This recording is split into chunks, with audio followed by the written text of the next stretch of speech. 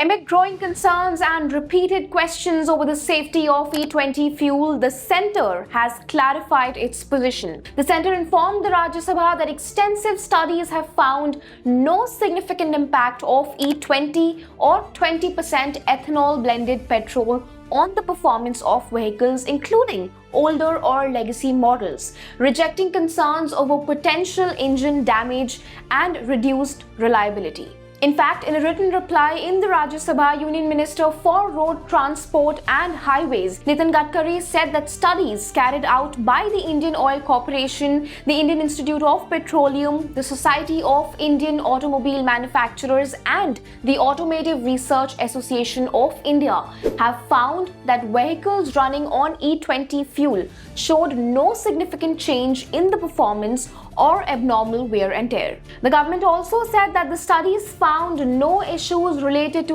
drivability, metal compatibility or plastic compatibility. Additionally, BS6 vehicles tested with E20 fuel continued to meet the prescribed emission norms, indicating that higher ethanol blend does not adversely affect vehicle performance or compliance with the emission standards. The government in fact said that extensive laboratory studies and field trials evaluated several parameters including engine durability, corrosion, resistance, material emissions and fuel efficiency. Now, the ministry said that E20 was introduced only after successful validation of these fuel systems, of the engine durability and of emission performance and material compatibility. But another major question in the minds of the public was centered around the fact that can millions of vehicles run smoothly on ethanol blended petrol without major engine concerns? The government has highlighted that ethanol blended fuel has been in widespread use across India for several years now, with E15 plus petrol being used for over 3.5 years and E19 and E20 blends for more than 2.5 years now.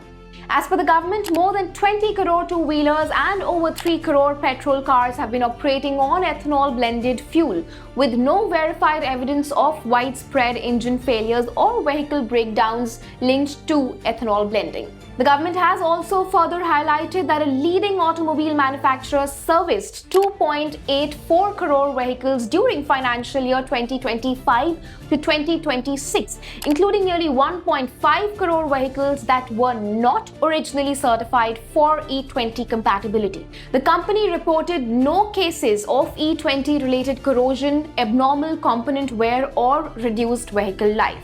Addressing concerns over fuel efficiency, Nitin Gadkari said that studies conducted by the government agencies and the automobile manufacturers indicate that mileage reduction in some vehicles originally designed for E10 fuel remains limited to around 2 to 6% after shifting to E20 petrol. Now, beyond reducing dependence on crude oil imports, the government has highlighted the wider economic and environmental benefits of the ethanol blending program. It said that the initiative has helped India save around 1.98 lakh crore rupees in foreign exchange, while replacing nearly 317 lakh metric tons of crude oil imports. The government added that ethanol blending has also contributed to a reduction of approximately 952 lakh metric tons of CO2 emissions and generated additional income of more than rupees 1.66 lakh crores for farmers. The government has also pointed out that ethanol blended fuel is not a new concept globally,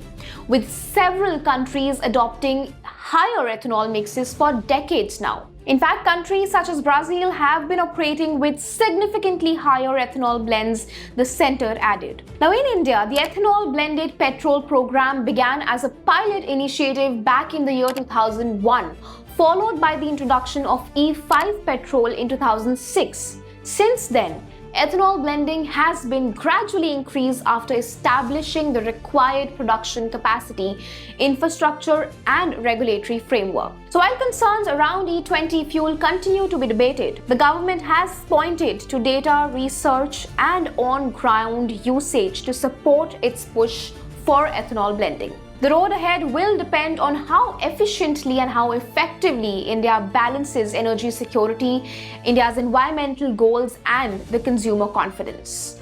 What are your thoughts on this video? Do let us know in the comment section below. If you like this video, then like, share and subscribe to ET Now.